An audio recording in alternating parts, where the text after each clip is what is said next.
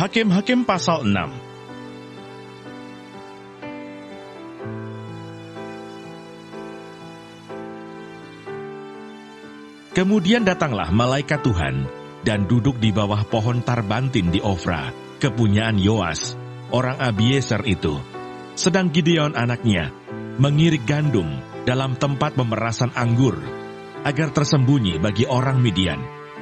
Malaikat Tuhan menampakkan diri kepadanya dan berfirman kepadanya demikian, Tuhan menyertai engkau, ya pahlawan yang gagah berani.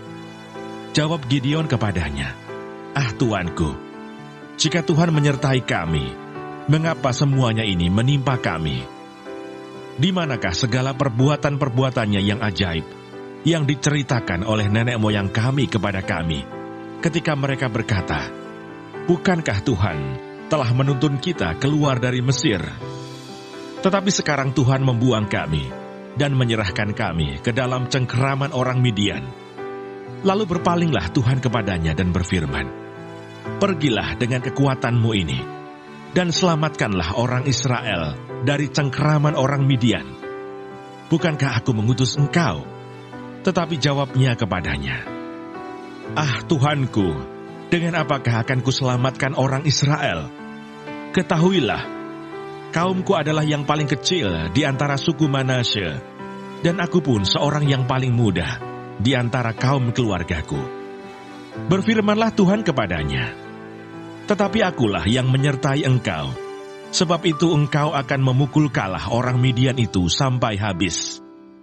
Maka jawabnya kepadanya, Jika sekiranya aku mendapat kasih karunia di matamu, maka berikanlah kepadaku tanda, bahwa engkau sendirilah yang berfirman kepadaku, Janganlah kiranya pergi dari sini, sampai aku datang kepadamu, membawa persembahanku, dan meletakkannya di hadapanmu.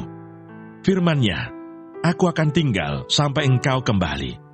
Masuklah Gideon ke dalam, lalu mengolah seekor anak kambing dan roti yang tidak beragi dari seeva tepung. Ditaruhnya daging itu ke dalam bakul, dan kuahnya ke dalam periuk. Dibawanya itu kepadanya, ke bawah pohon tarbantin, lalu disuguhkannya. Berfirmanlah malaikat Allah kepadanya, Ambillah daging dan roti yang tidak beragi itu, letakkanlah ke atas batu ini, dan curahkanlah kuahnya. Maka diperbuatnya demikian. Dan malaikat Tuhan mengulurkan tongkat yang ada di tangannya, dengan ujungnya disinggungnya daging dan roti itu. Maka timbullah api dari batu itu, dan memakan habis daging dan roti itu. Kemudian hilanglah malaikat Tuhan dari pandangannya. Maka tahulah Gideon, bahwa itulah malaikat Tuhan, lalu katanya, Celakalah aku, Tuhanku Allah, sebab memang telah kulihat malaikat Tuhan dengan berhadapan muka. Tetapi berfirmanlah Tuhan kepadanya, Selamatlah engkau, jangan takut, engkau tidak akan mati. Lalu Gideon mendirikan mezbah di sana bagi Tuhan, dan menamainya, Tuhan itu keselamatan. Mezbah itu masih ada sampai sekarang di Ofra, kota orang Abieser.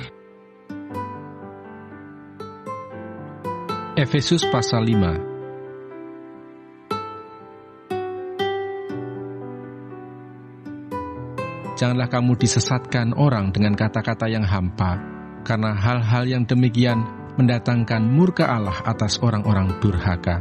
Sebab itu janganlah kamu berkawan dengan mereka. Memang dahulu kamu adalah kegelapan, tetapi sekarang kamu adalah terang di dalam Tuhan. Sebab itu hiduplah sebagai anak-anak terang, karena terang hanya berbuahkan kebaikan dan keadilan dan kebenaran. Dan ujilah apa yang berkenan kepada Tuhan. Janganlah turut mengambil bagian dalam perbuatan-perbuatan kegelapan yang tidak berbuahkan apa-apa, tetapi sebaliknya telanjangilah perbuatan-perbuatan itu. Sebab menyebutkan saja pun apa yang dibuat oleh mereka di tempat-tempat yang tersembunyi telah memalukan. Tetapi segala sesuatu yang sudah ditelanjangi oleh terang itu menjadi nampak, sebab semua yang nampak adalah terang. Itulah sebabnya dikatakan, Bangunlah, hai kamu yang tidur, dan bangkitlah dari antara orang mati, dan Kristus akan bercahaya atas kamu.